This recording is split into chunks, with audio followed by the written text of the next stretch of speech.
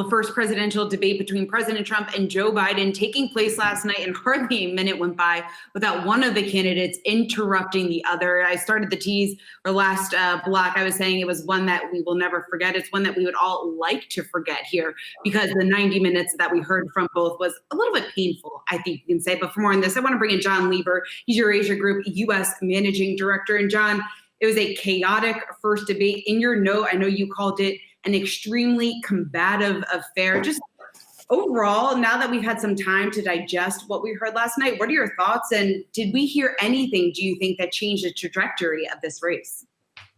Yeah, that wasn't a lot of fun. Sometimes following politics is a lot of fun, and that was not one of those instances. It was more painful than anything else.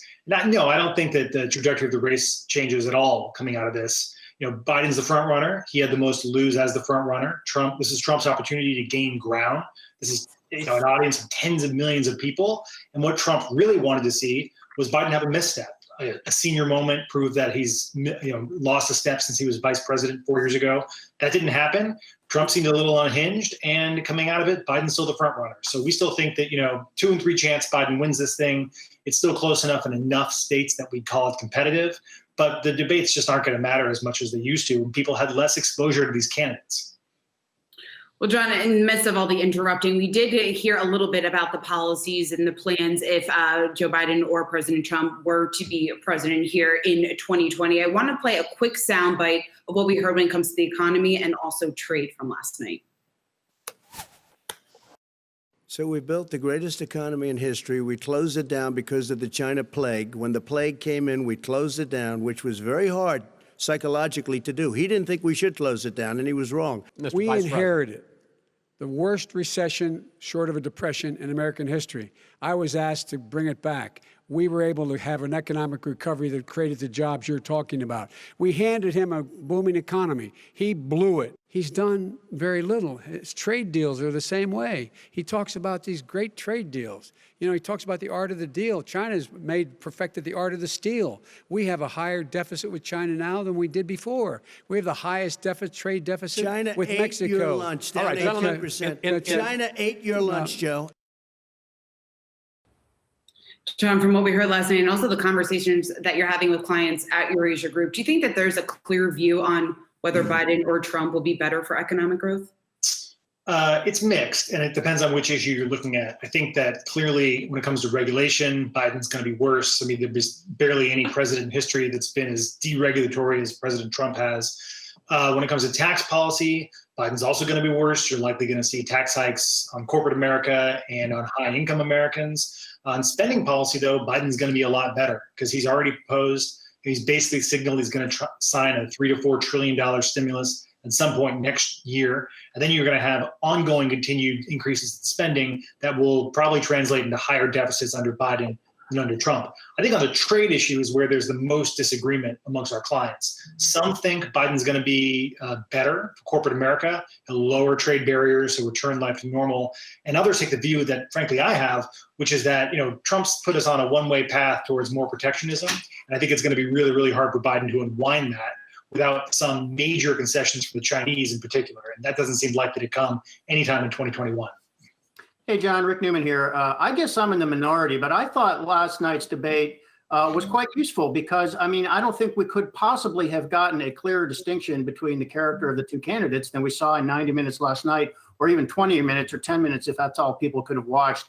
But you did say that you don't think the debates do matter very much, and even though we have 2 more.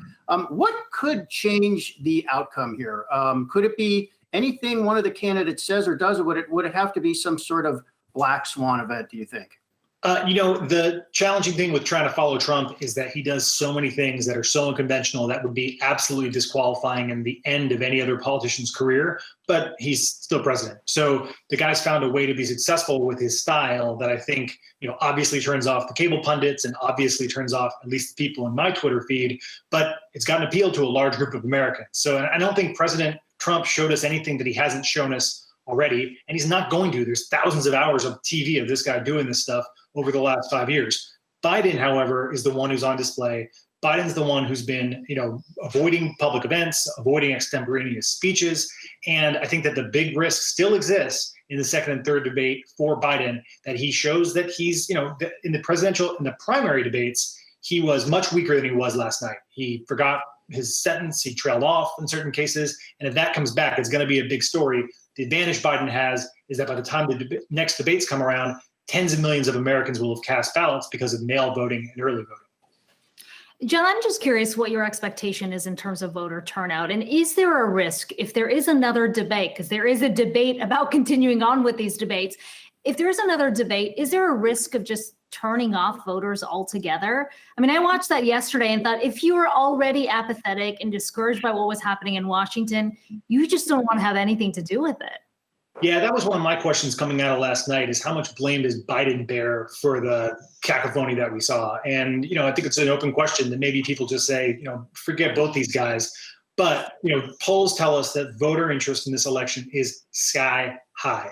Over 80% of people in a Wall Street Journal said that they were following this election very closely. That was in the beginning of September. Those are numbers you usually don't see until very late in October. So interest is really high, which suggests the turnout is going to be through the roof. And because of the pandemic, a whole bunch of states are expanding opportunities to vote by increasing early voting and increasing mail voting, which just makes it easier for people to get their ballots in.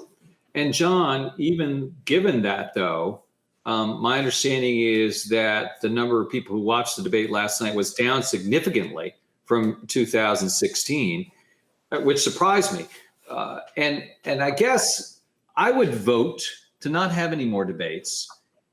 And I'm wondering if you think that Joe Biden should make that case, make that choice and just say, I'm done here. I don't think it would hurt his chances one bit.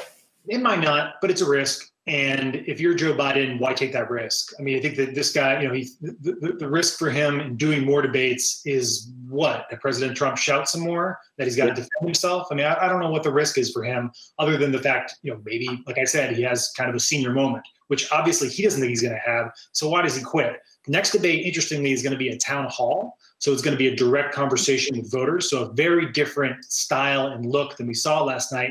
Frankly, I'm kind of curious to see how Trump handles that. I don't think this combative, over-the-top style works when you've got kind of Joe voter there asking you questions. Yeah, it'll be interesting because he'll get, people who kind of lob softballs at him and he'll say, great. And then he's going to get people who attack him. And I guess vice versa for Vice President Biden as well. Interesting. All right, John Lieber, great to get your perspective. We look forward to having you back after one of the next two debates. We'll talk to you soon. John Lieber, Eurasia Group U.S. Managing Director. Hey investors, Zach Guzman here. Are you interested in learning more about the markets and getting the latest financial news? Well, then click right here to subscribe to our Yahoo Finance YouTube channel. Get the latest up-to-the-minute market analysis, big interviews in the world of finance, and information on how to manage your money every day wherever you are.